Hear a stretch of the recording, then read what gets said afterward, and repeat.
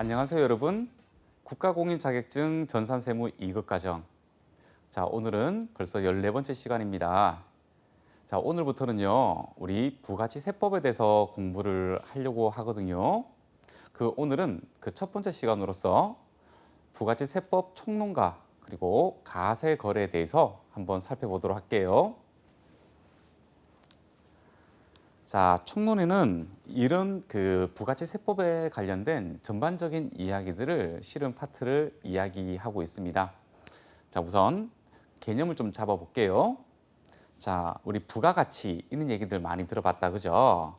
자, 우리 세법에서 말하는 부가가치는요, 재화나 또는 용역이 생산, 유통되는 거래 단계에서 새롭게 창출되는 가치의 증가분을 의미한다라고 개념이 나와 있네요.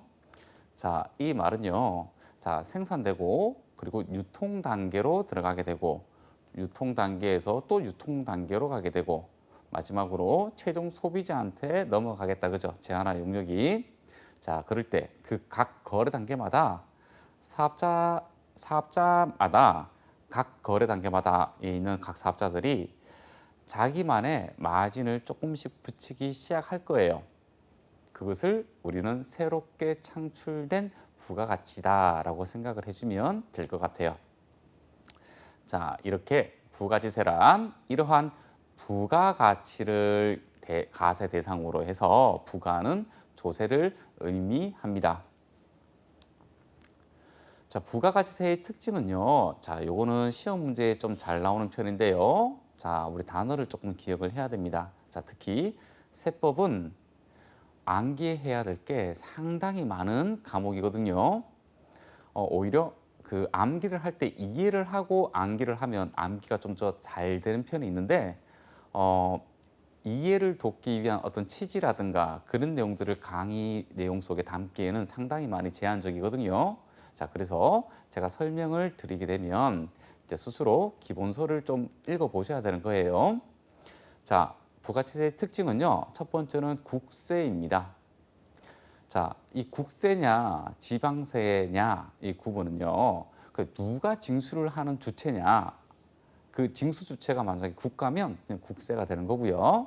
그리고 지방자치단체가 징수 주체가 되게 되면 지방세 이렇게 부릅니다. 자, 그리고 또 하나의 단어 나옵니다. 부가가치세는요, 물세에 해당이 됩니다. 자, 반대편으로는요, 자, 인세가 있거든요. 자, 인세의 특징은요, 자, 인적 사항을 고려해서 가세를 하는 것을 인세라고 합니다. 하지만 부가지세는 물세이기 때문에 인적 사항을 고려하지 않고 가세를 하고 있습니다. 그리고 부가지세는요, 종가세에 해당이 됩니다. 자, 반대적인 표현으로는요, 종량세가 있는데요. 종가세는 그 세금을 계산할 때 그 가세 표준을요, 가액 또는 금액에 대해서 우리가 세금을 계산하는 것을 종가세라고 하고요. 종량세는요, 그 양의, 그 공급하는 양의 그 세금을 부과를 하는 게 종량세라고 합니다. 자, 그리고 단일 비례세라는 특징을 가지고 있습니다. 자, 부가가치세는 10%라는 거 아시죠? 네, 이 10% 단일 세율로 구성이 되어 있습니다. 자, 우리 누진세하고 구분을 조금 해줘야 되겠다. 그죠? 자, 이 누진세는 우리 소득세는 어떻게 돼 있어요? 자, 6%부터 42%까지 우리 7단계 초과 누진세율로 돼 있다. 그죠? 그래서 가세 표준이 어느 단계까지는 6%, 그 이상부터 그 이하까지는 또 뭐 한 15% 이런 식으로 그 세율이 매겨지는 것을 우리는 누진세라고 이야기를 합니다. 하지만 이 그냥 누진세와 또 초과 누진세는 구분을 해야 되는데요. 초과 누진세는 그 각 가세 표준마다 있는 세율을 곱해서 산출되는 세율을 말하는 거고요. 그냥 이 누진세는요, 이 가세 표준이 어느 구간에 있냐, 그 구간의 세율을 그대로 적용을 해버리는 것을 이야기를 하는 거예요. 그래서 부가지세는 10%의 단일 세율로 구성이 되어 있습니다. 그리고 다단계 거래세입니다. 자, 우리가 다단계라고 하면 조금 부정적인 이미지가 있다, 그죠? 네, 자, 다단계 거래세예요. 그것은요, 모든 단계의 부가가치에 대해서 가세를 한다는 겁니다. 단단계 거래소와 또 비교가 되는 거죠. 자, 이 모든 단계. 자, 생산업체가 자, 도매상한테 넘길 때, 그죠? 그때 우리 부가가치가 한번 만들어질 거예요. 어떻게 해요? 자, 원가가 100원이었는데 150원에 공급한다. 그러면 그 150원이 부가가치가 되겠죠. 자, 그러면 도매상은 150원에 사와 가지고 50원에 더 부가가치를 만든 다음에 200원에 최종 소비자한테 판다고 한다면 그 또 유통 단계에서 50원이라는 새로운 부가가치가 생겼다. 그죠? 자, 이런 식으로 모든 단계의 부가가치에 대해서 가세를 하는 겁니다. 근데 이윤하고는 다른 거예요. 자, 그리고 일반 소비세예요. 일반 소비세. 자, 이게 뭐냐면 자, 모든 재화나 용역에 대해서 가세를 한다는 건데요. 물론 그 면세라는 그런 규정도 있긴 있어요. 하지만 대원칙은 일반 소비세예요. 자, 모든 재화나 용역에 대해서 일단 가세를 해요. 원칙은. 그런데 면세 규정을 별도로 두고 있는 거예요. 그래서 이런 항목들은 면세다. 뭐 이런 식으로요. 자, 그런데 개별 소비세라는 게 있습니다. 개별 소비세요. 자, 이 개별 소비세는 어떠한 특정한 재화에 대해서 가세를 하는 것을 얘기하는 건데요. 우리 뭐 고급 모피라든가 또는 자동차라든가 뭐 이런 그 특정한 그 재화에 대해서 그 개별 소비세를 가세를 하는 겁니다. 그리고 나서 이 개별 소비세를 더 얹어 가지고 부가가치세를 가세하는 그런 구조로 되어 있습니다. 자, 그래서 이 일반 소비세와 그리고 이 개별 소비세가 차이점이 있다는 것을 기억을 해줘야 됩니다. 그리고 소비형 부가가치세라고 합니다. 그 말이 뭐냐면 자, 우리 소비 지출에 해당하는 부가가치에 대하여만 가세를 하는 거고 우리가 어떤 투자, 자본재 이런 부가가치에 대해서는 가세를 하고 있지 않습니다. 오로지 소비형 지출에 관련된 재화나 용역에 대해서만 부가가치세를 가세를 하고 있는 거죠. 자, 그리고 간접세라는 또 특징도 하나 있습니다. 자, 이 간접세는요. 자, 납세 의무자와 담세자가 다르면 간접세라고 이야기를 하고요. 이 납세 의무자와 담세자가 동일하다. 그러면 직접세라고 이야기를 합니다. 자, 우리 소득세는 우리 직접세에 해당이 되거든요. 납세 의무자가 다음 연도 5월 31일까지 납부를 하게끔 그러니까 본인이 납부하라는 거죠. 자, 그런데 부가가치세는요. 자, 납세 의무자는요. 자, 사업자에 해당이 되고요. 그리고 담세자는 자, 최종 소비자가 돼버리는 거죠. 실질적으로는 이 최종 소비자가 부가가치세 세부담을 모두 다 하는데 그 세금을 누가 납부하냐 하면 개인들이 부가가치세를 신고하고 납부할 수는 없잖아요. 그래서 사업자한테 신고 의무를 준 거예요. 그래서 사업자의 네가 담세자인 최종 소비자가 부가가치세를 신고하고 납부하지 못하니까 네가 해라 라고 돼 있는 거죠. 그래서 부가가치세는 간접세의 성격을 가지고 있는 겁니다. 자, 그리고 전 단계 세액공제법을 채택을 하고 있습니다. 이 전 단계 세액공제법은요. 자, 매입세액을 매출세액에서 차감을 하는 방법입니다. 대응되는 개념으로는요. 전 단계 거래액 공제법이라는 게 있습니다. 요거 다음 슬라이드에서 살펴볼 거예요. 자, 우리나라의 부가가치세는요. 전 단계 세액 공제법이에요. 세액을 공제하는 거예요. 대응되는 개념으로 거래액 공제법이 있습니다. 자, 우리나라는 뭐라고요? 그렇죠. 세액공제법인 겁니다. 자, 그리고 소비지구 가세 원칙을 취하고 있습니다. 자, 이 소비지구 가세 원칙을 유지하는 거는요. 자, 이중 가세를 방지하기 위해서 소비지구 가세 원칙을 하고 있는 거예요. 자, 생산지구 가세 원칙을 하게 되면요.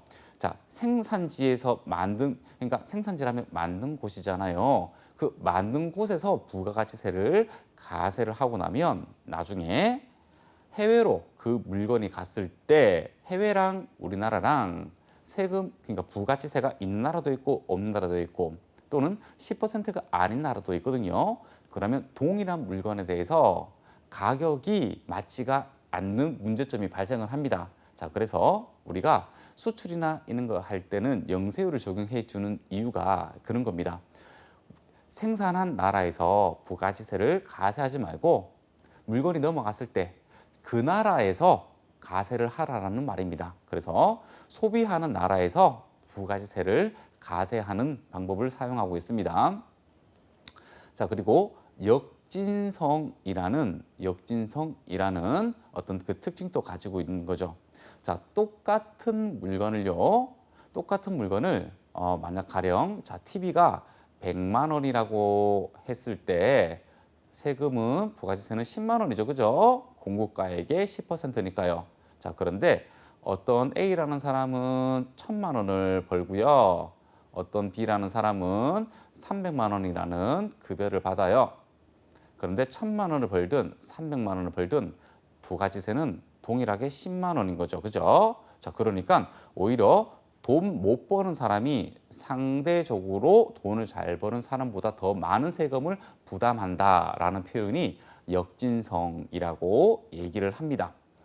자, 그리고 면세 제도를 두고 있습니다. 이 면세 제도를 두는 이유는요, 이 역진성을 완화시키기 위해서 그렇습니다. 자, 세금 낼 돈이 없어가지고 기초생활을 못하면 안 되잖아요. 그래서 이런 역진성을 완화시키기 위해서 우리나라에서는 면세 제도를 두고 있는 거예요. 자, 이제 우리 전단계 세액공제법 또는 전단계 거래공제법에 대해서 살펴볼 건데요. 자, 우리나라는요, 전단계 세액공제법을 채택하고 있는 거예요. 자, 비교를 하기 위해서 전단계 거래공제법을 제가 슬라이드에 기록을 해 놓은 겁니다. 자, 부가치세는 어떻게 계산을 하느냐? 이렇게 계산을 합니다. 매출액 곱하기 10%를 하게 되면 매출세액이 되는 거고요. 이거는 납부를 해야 되는 거죠. 자, 매입액 곱하기 10%를 하게 되면 매입세액이라고 합니다. 그러니까 제가 도매상이라고 한번 해볼게요. 도매상으로 제가 물건을 100원에 떼와가지고 200원에 판매를 합니다. 자, 그러면 여기서 10%를 하게 되면 20원이 되죠. 이 20원이 매출세 제가 납부를 해야 되는 거고 사실은 소비자가 이게 20원을 주는 거죠. 우리는 200원짜리 물건을 220원에 받거든요. 자, 근데 100원에 매입을 해왔잖아요. 자, 그러면 매입세액은 10원이 되겠죠. 그죠? 자, 그래서 이 매출세액 20원에서 매입세액 10원을 차감한 10원을 부가가치세로 납부를 하는 겁니다. 그것을 우리는 전단계 세액공제법이라고 이야기를 합니다. 자, 그런데 전단계 거래공제 볼게요. 자, 매출액에서 매입액을 차감한 다음에 곱하기를 10% 하거든요. 결국 이 말은 부가가치에다가 그냥 10%를 곱하는 금액인데, 자, 공식이 비슷한 것 같은데 완전히 달라요. 왜 완전히 다르냐면요. 우리나라에서는요, 전단계 세액공제법이라고 하는 게 전단계 세액, 그러니까 매입세액이죠. 매입세액. 이 매입세액이 이런 세금 계산서 이런 걸로 정규 증빙서류가 들어와야지만 그 정당한 매입세액으로 봐가지고 매출세액에서 차감을 할 수가 있습니다. 그런데 만약에 정규 증빙이 없는 매입세액이라면 차감이 되지가 않겠죠. 하지만 아래 전단계 거래공제법을 한다면요, 차감이 되겠죠. 자, 이러한 차이점이 있습니다. 자, 그래서 우리나라는 전단계 세액공제법을 이렇게 채택을 하고 있습니다. 자, 부가치세 납세 의무자는요, 이렇게 사업자라고 아예 못 박혀 있습니다. 자, 그렇다면요, 아, 그렇구나. 부가치세는 사업자가 납세 의무가 있구나. 자, 그렇다면 사업자가 누구냐라고 우리는 정의를 내릴 수가 있어야 됩니다. 자, 사업자는요. 자, 사업 목적이 이걸 돈을 벌려고 했는지, 돈을 벌 목적과 상관이 없는지, 영리인지 비영리인지 관계없어요. 관계 전혀 없어요. 그냥 사업상 독립적으로 부가치세 가세 대상 제한화 용역을요 계속 반복적으로 공급하는 자를 의미를 하는 겁니다. 자, 가령 예를 들어서요. 자, 우리가 어떤 예를 들어볼까요? 자, 우리가 뭐 어떤 피규어. 자, 취미생활로 피규어를 이렇게 수집하는 그런 친구들이 있잖아요. 자, 그런데 이 피규어를요 많이 모아놓다 보니까 이제 어떤 그 피규어 시장에 나갈 수가 있게 된 그게 된 거죠. 그러니까 막 그 피규어 중에서도 뭐 희귀 피규어는 나름대로 그쪽 세계에서는 시장 가치가 더 매겨지거든요.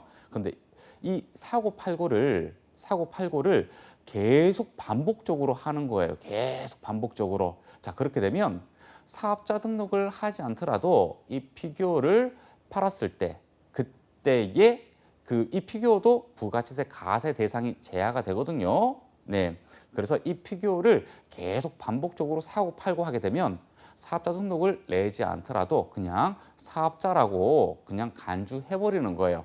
그래서 가세관청에서 이 피규어를 취미생활로 수집하고 있지만 계속 반복적으로 매입하고 팔고 하게 되면 사업자로 간주를 해가지고 부가치세를 가세를 할 수가 있습니다. 어떤 건지 아셨죠? 굉장히 넓은 의미입니다. 그러니까 사업 목적이 이걸 돈을 벌고 이렇게 돈을 벌고 또는 돈을 벌 목적이 없고 그런 거하고 전혀 상관없이 그냥 독립적으로 계속 반복적으로 공급을 하게 되면 그냥 사업자로 간주를 해버립니다. 또한 재화를 수입하는 자도 포함을 합니다. 왜냐하면요, 우리는 소비지구 가세 원칙을 취하고 있거든요. 그러니까 해외에서 넘어올 때 그때도 영세율로 그러니까 부가치세 없이 넘어올 거예요. 하지만 우리나라에 도착해서 세관을 딱 통과할 때 그때 재화를 수입하는 자에게 세관장이 부가치세를 징수를 하는 것을 이야기합니다. 그래서 부가치세 납세 의무자는요, 사업상 독립적으로 계속 반복적으로 공급하는 자와 그리고 재화를 수입하는 자를 말을 합니다. 자, 우리 납세 의무자 중에 이런 게 있어요. 자, 우리 일반 가세자라는 게 있고요. 그리고 뭐 간이 가세자 이런 표현도 있고요. 그리고 면세사업자 이런 표현들도 있어요. 자, 이 일반 가세자는요, 이 법인 사업자도 될 수도 있고 개인 사업자도 될 수가 있는 거예요.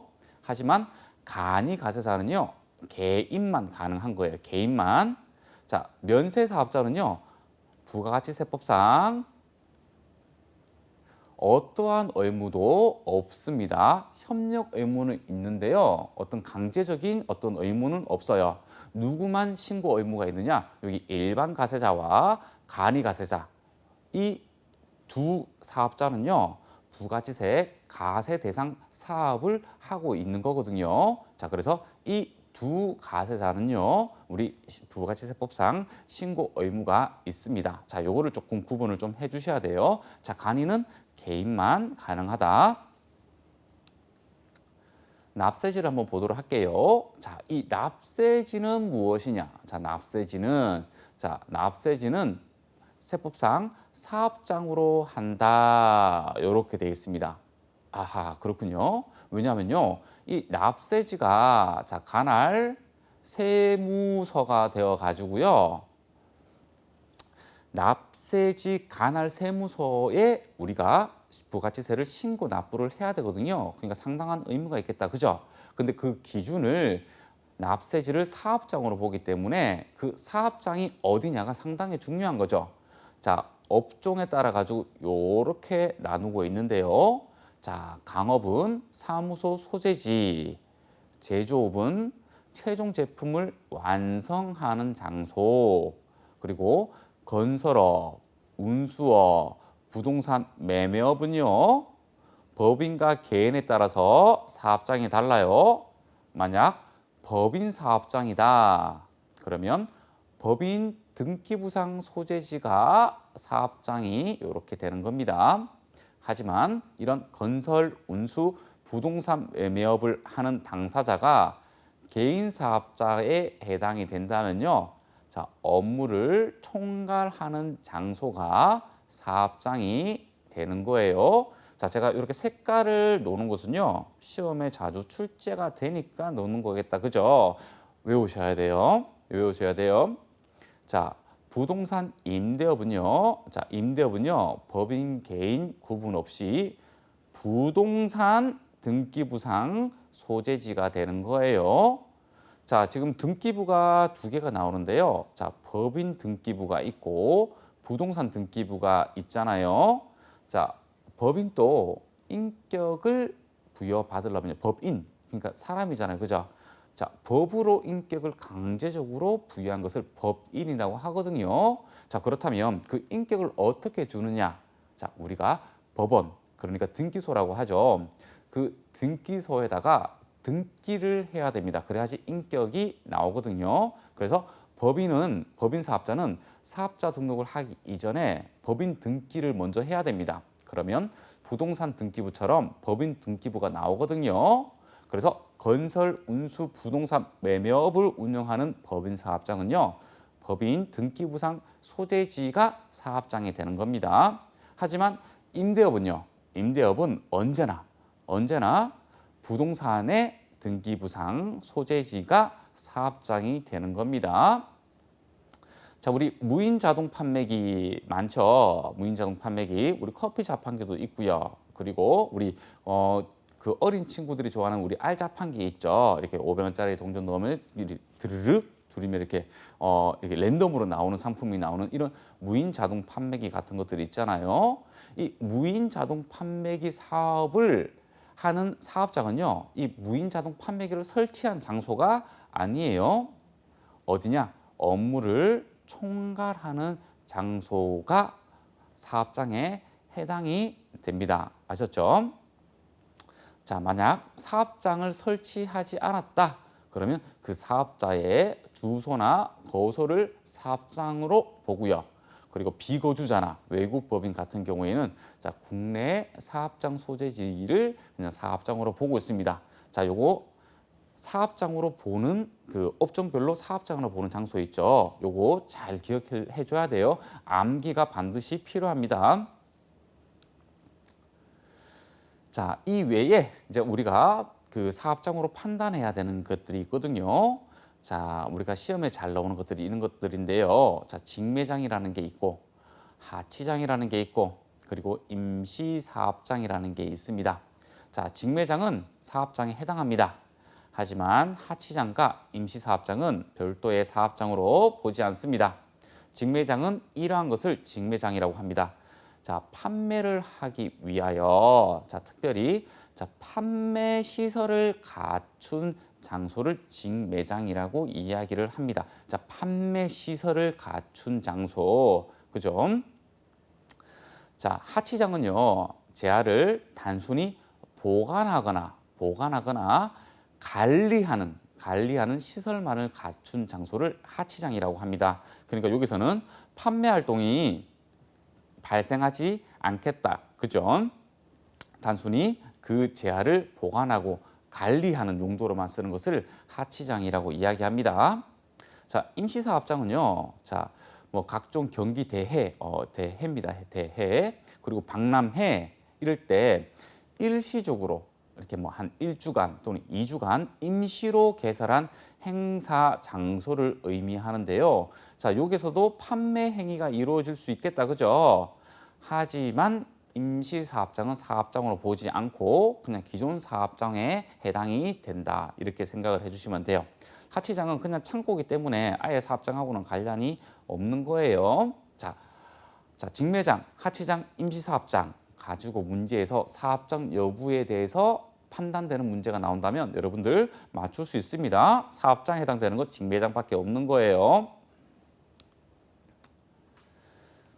자, 납세지와 관련해서요. 자, 여러분들 우리가 시험에 잘 나오는 게 있는데요. 자, 요 개념 알아가야 됩니다. 어떤 거냐면 주사업장 총괄 납부 그리고 사업자 단위 과세 요 두 가지 제도를 좀 가지고 있는데요. 자, 우리가 주사업장 어느 사업장을 주사업장으로 보고 신고 의무를 할 것인가라는 것을 뜻하는 건데요. 자, 주사업장 총괄 납부는 말 그대로다, 그죠? 아, 주사업장에서 총괄해서 납부를 할 수 있겠구나, 그죠? 자, 이때 법인 사업장은요, 이 주사업장을 본점이나 지점 이 두 개 중에 선택해서 주사업장으로 할 수 있습니다. 자, 개인은 대신에 주사무소밖에 안 돼요. 자, 사업자 단위 과세 보세요. 사업자 단위 과세는요. 자, 주사업장 총괄 납부든 사업자 단위 과세든요. 한 명의 사업자가 두 개 이상의 사업장이 있을 때 사용할 수 있는 제도예요. 자, 여러분들 이럴 수 있겠다, 그죠? 자, 제가 어떤 뭐 땡땡 커피를 운영을 하는데요. 자, 하나는 집 가까운 뭐 서울에 두고요. 하나는 우리 본가와 가까운 뭐 천안에 있고요. 자, 그런데 이 두 개를 실질적으로 운영을 한 사람이 하고 있어요. 자, 이렇게 운영 가능할까요? 가능하지 않을까요? 네, 가능합니다. 자, 그래서 그러면 이 사람은 부가치세를 신고 납부를 할 때 주사업장 총괄 납부든 또는 사업자 단위 과세 제도를 이용하든 선택을 할 수가 있습니다. 자, 그럴 때 제가 가지고 있는 이 사업장이 법인 사업장이다. 그러면 주사업장 총괄 납부는 지점도 주사업장으로 할 수가 있어요. 하지만 사업장 단위 과세는요, 본점만 주사무소로 할 수가 있고요. 개인은 주사무소만 주사업장이 될 수가 있다는 게 차이점입니다. 자, 요거 지점 요거 기억을 해야 됩니다. 자, 효력은요, 주사업장 총괄 납부를 하게 되면요, 총괄해서 납부나 또는 환급만 가능해요. 그렇죠? 그냥 세액을 납부하거나 돌려받는 거 요것만 총괄해 가지고 주사업장에서 할 수가 있는 거고요. 사업자 단위 과세 제도는요. 모두 다 할 수 있어요. 신고도 할 수 있고 납부도 할 수 있고 재반 협력 의무를 전부 다 할 수가 있어요. 자, 왜냐면요. 사업자 단위 과세 제도는요. 여기 두 개의 사업장이 있으면 우리는 사업자 등록을 각각 사업장마다 해야 되거든요. 근데 이것을요. 두 개의 사업자 등록이 아니고 하나의 사업자 등록증으로 합치기 때문에 그렇습니다. 그러니까 결국에는 두 개의 사업장이 있다고 하더라도 하나의 사업자 등록증만 있는 거죠. 그러니까 하나의 사업자 등록번호로 신고와 납부 모두 할 수가 있습니다. 자, 그리고 우리가 간주 공급에 해당되는 게 있는데요. 자, 판매 목적 타사업장 반출 공급 의제를 두 개 다 이렇게 배제를 시켜주고 있습니다. 요거 잘 나오는 문장입니다. 자, 이 주사업장 총괄 납부나 사업자 단위 과세는요. 언제 신청을 하면 되냐면요. 해당 과세기간 개시, 그러니까 적용받고자 하는 과세기간 20일 전까지 신청을 하면 되고요. 더 이상 총괄 납부나 사업자 단위 과세를 하고 싶지 않다. 포기 또한 포기를 적용받고자 하는 과세기간 20일 전까지 신청을 하면 되는 겁니다. 자, 과세 기간인데요. 자, 우리 1기, 2기 이렇게 있는 거 여러분들 다 알고 있습니다. 그중에서 뭐 예정, 확정 이렇게 있는 것도 알고 있고요. 자, 우리 잘 헷갈리는 거 한번 볼게요. 자, 우리 폐업자입니다. 자, 우리가 폐업을 했잖아요. 그러면 자, 과세 기간 개시일. 자, 이게 되겠죠. 뭐 1월 1일, 4월 1일 뭐 이런 식으로 되겠다. 그죠? 그러면 이 폐업자는 그 과세 기간이 과세 기간 개시일부터 폐업일까지가 과세 기간이 되고요. 그리고 신고 납부는요. 폐업일에 속하는 달의 다음 달 25일. 그러니까 폐업일의 다음 달 25일까지 신고 납부를 하면 되는 거예요. 자, 신규 사업자는요. 사업 개시일부터 당해 과세 기간 종료일. 그러니까 3월 31일, 6월 31일 요렇게 네, 과세 기간 종료일이 되겠다. 그죠? 하지만 사업 개시 전에 먼저 등록을 했다. 그럼 등록일부터 기산이 되는 겁니다. 자, 사업자 등록은요. 자, 원칙 잘 외워야 됩니다. 자, 사업 개시일로부터 20일 이내에 신청을 할 수가 있습니다. 그러니까 사업을 먼저 시작을 하고 나서 사업자 등록을 해도 되고요. 안 그러면 사업 개시하기 전에도 먼저 등록이 가능합니다. 만약에 이렇게 사업 개시일로부터 20일 이내 신청을 하지 않았다. 그럼 미등록에 따른 불이익이 이렇게 가산세나 이런 매입세 불공제 같은 이런 불이익이 따르니까요. 자, 요거 반드시 이 기간 안에 해야 되겠다. 그죠? 하지만 여기 매입세 불공제는요. 요런 단서 규정이 있습니다. 가세 기간이 끝나고 20일 이내에 신청을 하게 되면 공제도 가능합니다. 자, 사업자 등록 정정을 하는 게 있는데요. 뭐 상호가 변경되거나 또는 뭐 상속으로 사업장을 물려받아서 명의가 변경되거나 또는 뭐 증여를 받아서 이렇게 하는 게 있는데요. 자, 상호 변경은 당일날에 사업자 등록 증인을 재발급 받을 수 있어요. 자, 상속 또는 증여로 사업장을 물려받을 수가 있는데요. 상속은 명의가 바로 변경이 돼요. 하지만 증여는요. 원래 원사업자가 폐업이 되고 그리고 나서 수중받는 사업자가 신규로 설립을 다시 해야 됩니다. 자, 그래서 증여는 폐업 사유에 해당되는 것이지 상속처럼 명의가 변경되어 가지고 사업자 등록 정정 사유가 되지 않는다라는 것을 기억을 해 주셔야 됩니다. 자, 이제 가세거래 편을 한번 살펴보도록 할게요. 자, 우리 부가치세는요. 제야의 공급이라든가 용역의 공급 또는 제야의 수입에 대해서 우리 가세를 지금 하고 있다. 그죠? 자, 제야의 공급 여러 가지가 있는데요. 자, 첫 번째는 제야의 실질 공급입니다. 자, 계약상의 원인이나 법률상의 원인으로 공급이 되게 되면 우리는 실질 공급으로 보는 거예요. 자, 매매 계약으로 우리가 제야를 공급하거나 또는 가공 계약으로 공급하거나 또는 기타 사유로 공급하거나 전부 다 실질 공급에 해당이 되는데요. 자, 요거 주의를 해야 됩니다. 자, 가공 계약입니다. 자, 이 가공 계약은요. 용역으로 보는 또 가공 계약이 있거든요. 제하의 공급으로 보는 가공 계약은요. 자, 자기가 주요 자재의 전부 또는 일부를 부담을 하는 겁니다. 그리고 상대방으로부터 인도받은 제하에다가 그러니까 상대방으로부터 어떤 원재료나 이런 게 들어오겠죠. 거기에 나의 주요 자재 전부나 일부를 부담을 해서 새로운 제하를 만들어서 공급하는 것을 제하의 실질 공급으로 보는 가공 계약이고요. 자, 용역의 공급으로 보는 가공 계약은요. 주요 자재를 전혀 부담하지 않고 그냥 상대방으로부터 어떤 단순한 가공을 위탁받은 거 그것은 우리는 용역으로 보는 가공 계약이라고 합니다. 한 번씩 이따금씩 시험에 나오기 때문에 요거 꼭 기억을 해 주셔야 됩니다. 자, 법률상의 원인으로는요. 어떤 경매나 또는 수용 등으로 이렇게 공급이 되는 것도 실질 공급으로 봅니다. 자, 그런데 제야의 공급으로 보지 않는 것이 있어요. 자, 이 말은 뭐냐 하면 자, 가세에서 제외된다는 말이겠다. 그죠? 자, 우리가 어떤 담보로 어떤 건물을 제공을 했다든가 또는 사업의 포괄적 양수도 사업 전체 자산과 부채를 어떻게 넘긴다는 거 또는 세금 낼 돈이 없어 가지고 우리가 건물 같은 것들을 조세로 이렇게 물납했다라고 얘기하거든요. 그러니까 현금으로 낼 형편이 안 돼 가지고 건물로 세금을 내버렸다. 자, 이런 물납. 그리고 우리 공경매 수용 요거 잘 보세요. 자, 요거 시험에 나오는 포인트에 대해서 얘기해 줄게요. 자, 어떤 국세징수법, 민법 등이잖아요. 자, 법률에 따라서 공경매가 이루어지게 되면 제야의 공급으로 보지 않아요. 또 하나, 우리 공익사업을 위한 취득 및 보상에 관한 법률 그리고 여러 가지 공익사업과 관련된 법률이 있거든요. 그런 좋은 취지의 법률에 따라 가지고 수용이 되었다. 이때도 제야의 공급으로 보지 않아요. 자, 그런데 여러분들이 처음에 자, 법률상의 원인 원래 원칙은 경매나 수용을 당하게 되면 제야의 실질 공급으로 봐가지고요.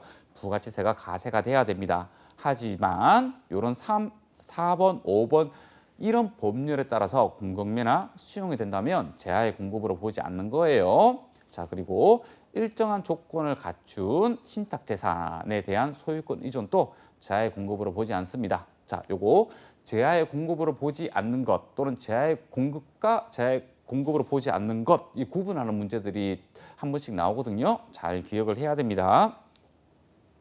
자, 간주 공급인데요. 제하의 간주 공급은요, 실제 공급은 아닌데 공급한 것으로 본다라는 말이에요. 간주잖아요, 그죠?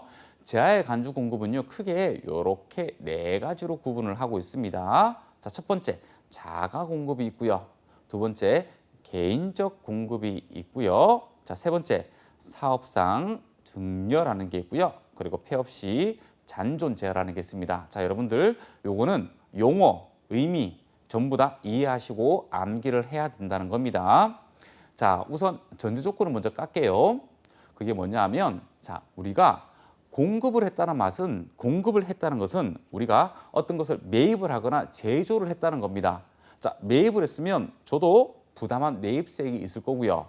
제조를 했다면 그 원재료를 사면서 매입한 부가치세가 있을 겁니다.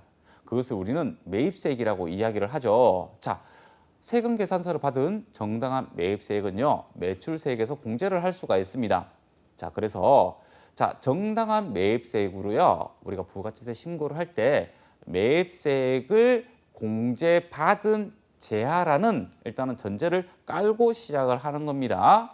자, 자가공급은요, 자, 이런 것들이 있어요. 한 세 가지 정도로 나뉘죠. 외워야 됩니다.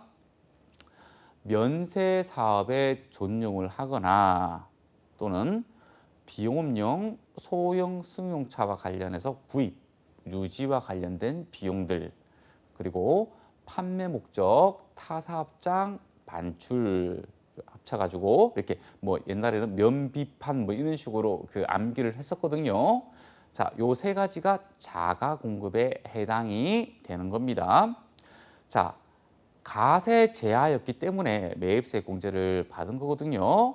그런데 면세 사업에 전용을 하게 되면 매입세 공제를 받으면 안 돼요. 왜냐하면 면세로 공급하게 되면 부가치세를 받지 않기 때문에 애초에 매입세액도 공제를 해주지 않습니다. 그래서 가세된 매입 제하를요, 면세로 사용하게 되면 너 매입세 공제 받은 거 다시 토해내라는 겁니다. 자, 그래서 이 간주 공급은요, 네가 받은 매입세 공제 다시 토해내라는 게 간주 공급에 해당이 됩니다.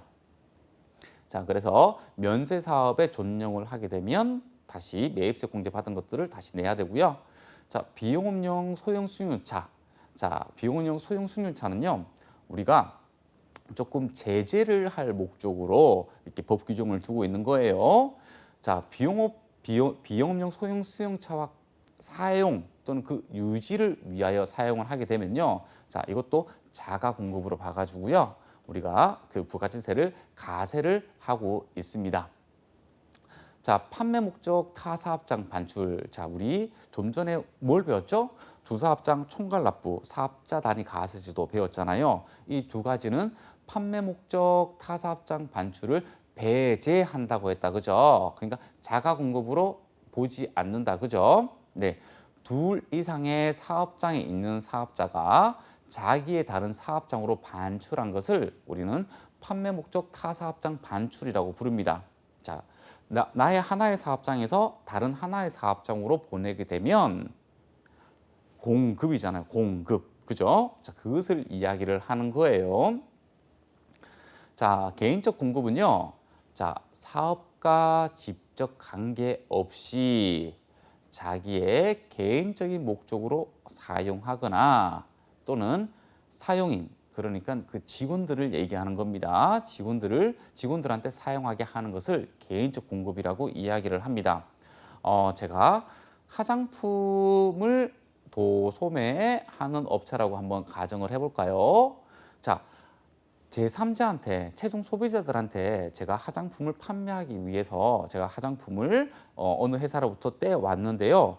그 화장품을 판매하지 않고 우리 그 집에 있는 우리 뭐 집사람한테 그런 배우자한테 사용을 하게 한다거나 또는 이제 직원들한테 하나씩 뭐 선물로 준다거나 뭐 이런 것들이 있거든요. 근데 이런 것들을 우리는 개인적 공급으로 봐서요. 간주 공급으로 가세를 지금 하고 있습니다. 자, 근데 실질적으로 잡아내기는 쉽지가 않겠죠. 그죠? 자, 그런데 이런 개인적 공급으로 보지 않는 사유가 있습니다. 자, 요거를 외워야 되는 거예요. 요거를요. 어떤 거냐면 어떤 작업복이라든가 작업모, 그러니까 이런 옷들이 없으면 작업을 하지 못하는 그런 거 있잖아요. 우리 제복이라든가. 자, 이것은 회사에서 통상적으로 무상으로 공급을 합니다.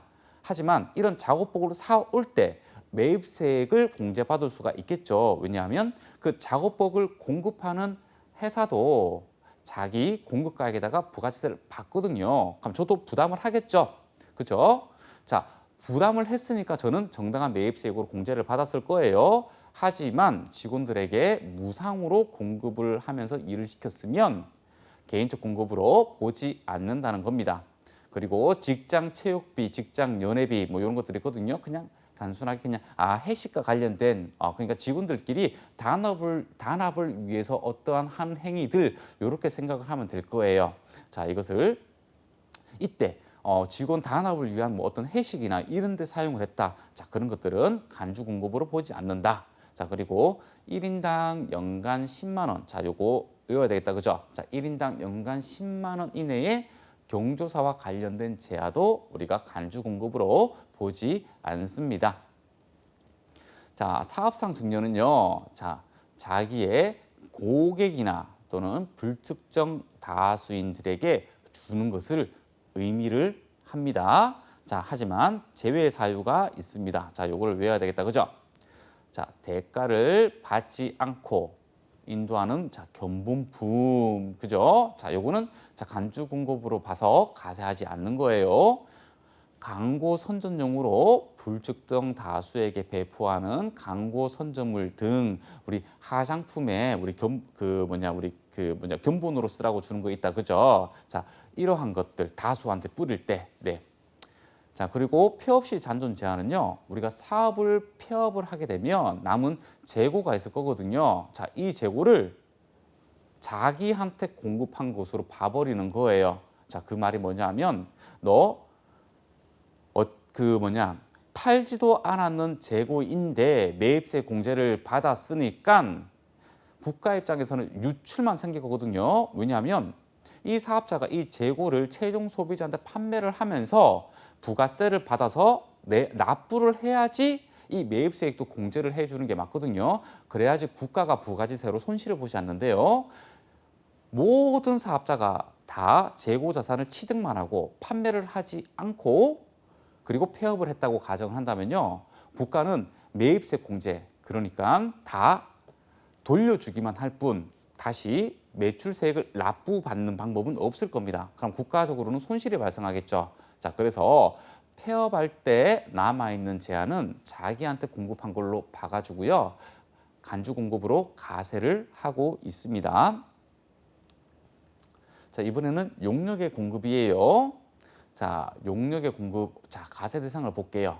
자, 계약상 또는 법률상, 자, 모든 원인에 의해서요. 자, 영무를 제공하거나 또는 시설물, 제한나 시설물을 사용하게 하거나 또는 권리를 사용하게 하거나 그러면 용역의 공급으로 봐서 부가치세를 가세한다는 말입니다. 자, 영무를 제공했다는 말은 우리가 인적 용역을 공급을 하거나 또는 용역으로 보는 가공계약, 그죠? 자, 주요 자재를 전부 또는 일부를 전혀 이렇게 부담을 하지 않고 단순하게 가공만을 해주는 것을 용역으로 보는 가공계약이라고 이야기를 했습니다. 그죠? 네, 그런 것들은 영무를 제공했다고 하는 거고요. 자, 우리가 제한나 시설물을 사용하게 했다는 것은요, 우리 부동산 같은 것들 있죠. 자, 우리 월세나 전세나, 자, 요럴 때, 자, 부동산 임대 등, 네, 그리고 권리를 사용하게 하는 거, 자, 우리 특허권에 대여, 뭐 이런 것들이 있겠다, 그죠? 자, 이런 것들을 가세 대상으로 하고 있습니다. 자, 하지만 제하의 공급처럼 가세를 하지 않는 게 있어요. 그게 뭐냐면 용역의 자가 공급 그리고 용역의 무상 공급 이런 것들이 있습니다. 이 자가 공급, 자 예를 들어 볼까요? 제가 지금 음식점을 하고 있습니다.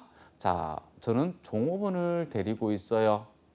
자, 우리는요 아침 점심시간부터 한다고 해볼게요. 자, 11시부터 우리 뭐 한 9시까지 영업시간이라고 했을 때 중간에 자, 점심시간이 있고 저녁시간이 있다, 그죠? 자, 이때 종업원들 밥 안 주나요? 그죠? 종업원들한테 우리 점심이나 저녁도 제공을 하겠죠. 자, 근데 보세요.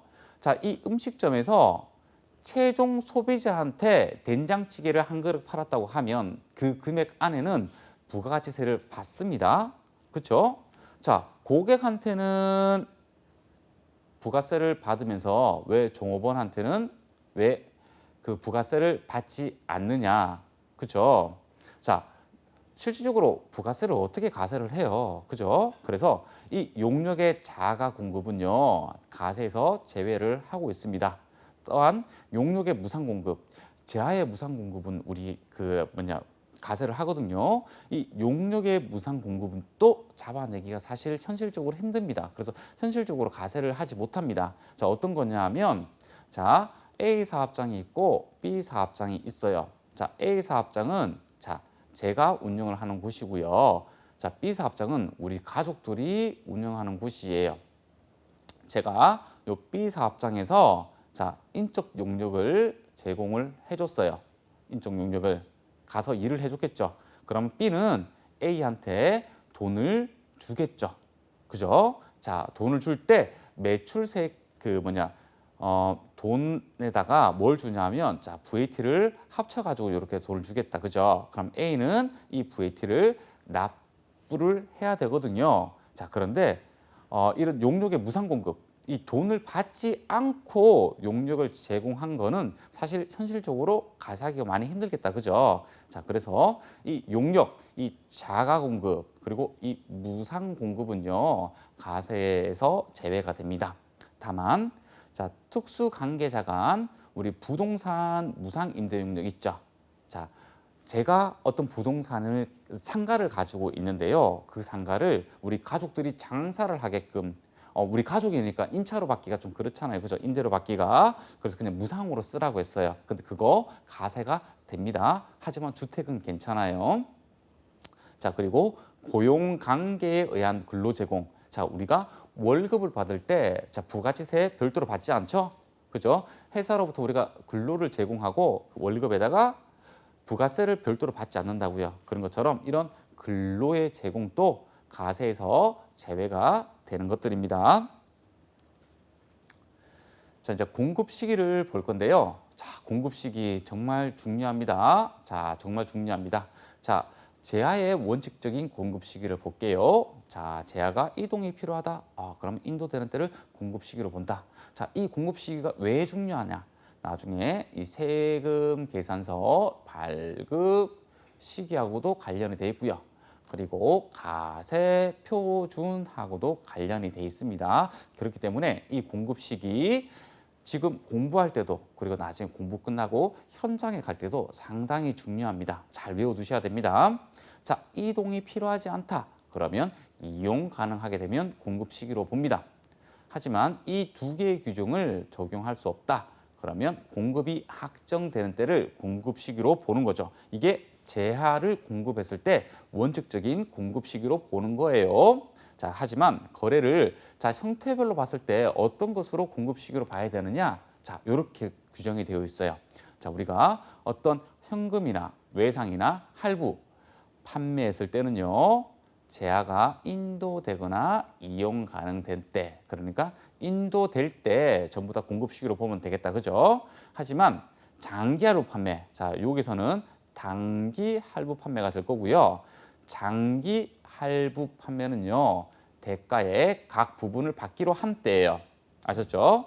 장기 할부 판매는 대가의 각 부분을 받기로 한 때예요. 자, 그리고 여러 가지 조건부 판매가 있을 거예요. 뭐 반환 조건부, 뭐 동의 조건부, 뭐 기타 등등 뭐 조건부 판매가 있는데 이런 조건부 판매는 자, 그 조건이 성취가 되어 판매가 확정될 때를 공급 시기로 봐야 됩니다. 자, 완성도 기준, 중간 지급 조건부, 그리고 계속적 공급 같은 경우에 대가의 각 부분을 받기로 한 때를 공급 시기로 봅니다. 자, 그리고 우리 제아의 공급으로 보는 가공 있죠. 가공. 네, 요거는 가공된 제아를 인도할 때, 그리고 우리 그 간주 공급이다. 간주 공급, 그죠? 요까지 간주 공급이다. 그죠? 자가 공급, 개인적 공급은 그 제아가 사용, 소비될 때, 그리고 판매 목적 타사업장 반출은요, 반출될 때, 사업상 증여는요, 주었을 때, 그죠? 그리고 폐업 시 잔존 제한은요, 폐업할 때를 공급 시기로 보는 겁니다. 여러분들 다 암기하셔야 돼요. 자, 무인 판매기에 의한 공급은요, 그 공급 시기를 현금을 인치할 때, 그러니까 그 자판기에서 현금을 꺼낼 때를 공급 시기로 보는 거예요. 자, 우리가 이렇게 고객이 무인 판매기에서 이렇게 돌릴 때, 버튼을 누를 때, 이런 것을 공급 시기로 보는 게 아니고, 실제로 그 사업자가 그 자판기에서 돈을 인치할 때를 공급 시기로 본다는 겁니다. 자, 그리고 이번에는 수출하고 좀 관련된 건데요. 자, 이게 암기하기가 조금 만만치가 않은 건데요. 제가 이 수출 방법이 다양한 게 있잖아요. 직수출도 있고 중개무역 방식의 수출도 있고. 자, 요거는요, 별도로 책을 이용해서 이 수출은 이런 내용들이구나, 이 수출은 이런 내용들이구나 라는 것을 여러분들이 스스로 공부를 좀 해주셔야 됩니다. 그렇다고 무지막지하게 어려운 개념들은 아니고요. 읽으시면 전부 다 이해할 수가 있을 겁니다. 자, 여러 가지 수출하는 방법이 있는데요. 자, 공급 시기 볼게요. 자, 내국 물품의 국외 반출. 자, 이 표현이 직수출이에요. 직수출. 네. 그러니까 우리나라에서 인천항을 통해 가지고 배에다가 얹어서 만약에 필리핀으로 갔다. 이런 수출을 얘기하는 거예요. 자, 이때는요, 배에 실었으면 선적일, 비행기에 실었으면 기적일, 이렇게 되는 거예요. 자, 중개무역 방식의 수출도요, 선적일, 기적일이에요. 자, 그래서 직수출하고 중개무역 방식 수출하고 공급 시기는 동일합니다.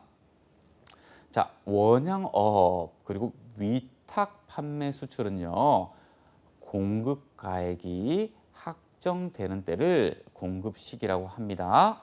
공급 가액이 확정되는 때를. 자, 우리가 확정 요 얘기 많이 들었죠. 그죠? 자, 어떻게 해요?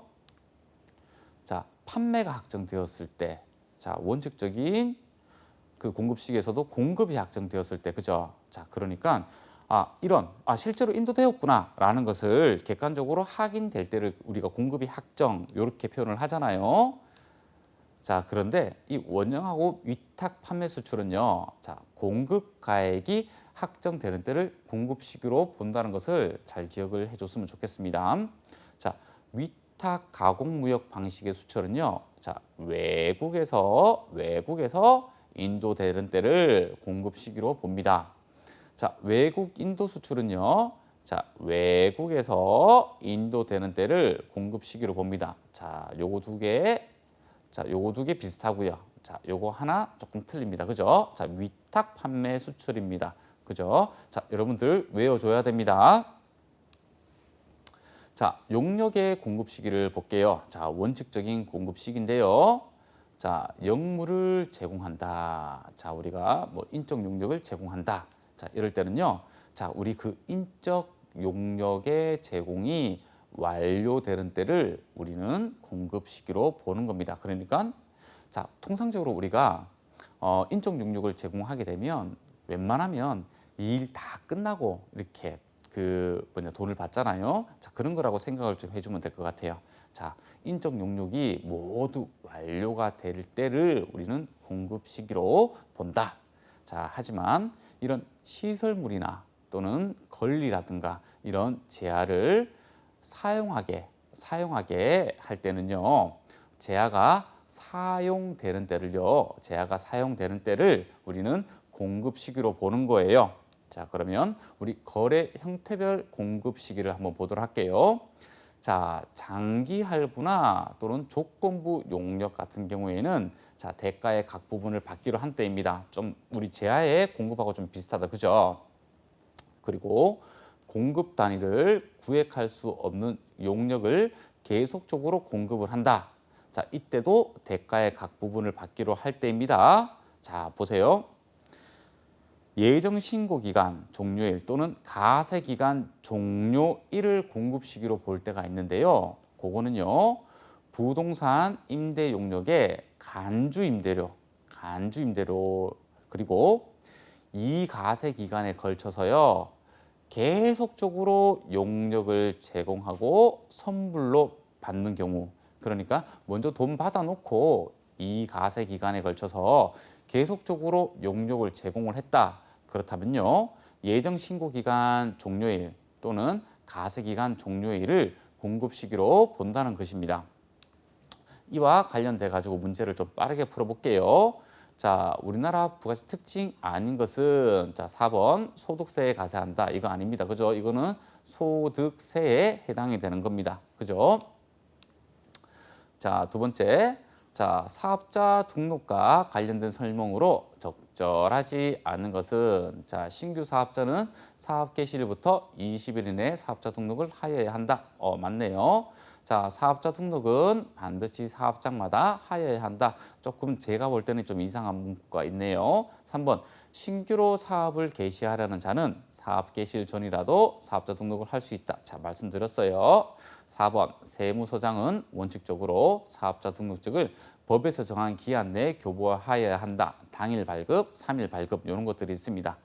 자, 사업자 등록은 반드시 그러니까 사업장마다 하는 것은 원칙이에요. 하지만 반드시는 아니에요. 왜요? 사업자 단위 가세 제도는요. 자, 사업장이 두 개라도 하나의 사업자 등록으로 할 수 있기 때문에 그런 겁니다. 자, 이렇게 자, 요 문제 사실 맞추기 쉽지 않습니다. 이렇게 나오게 되면요. 자, 이번 시간은요. 조금 공부할 내용들이 많아서 조금 빨리 좀 진행을 한 부분이 있는데요. 세법은 좀 내용들이 많기 때문에 자, 관련 문제를 많이 풀지는 못할 거예요. 어떤 부분에 대해서는요. 그래서 별도의 시간을 내서 문제를 풀 테니까요. 내용에만 충실히 좀 수업에 귀를 좀 기울여 주셨으면 감사합니다. 자, 오늘 또 수고 많으셨습니다.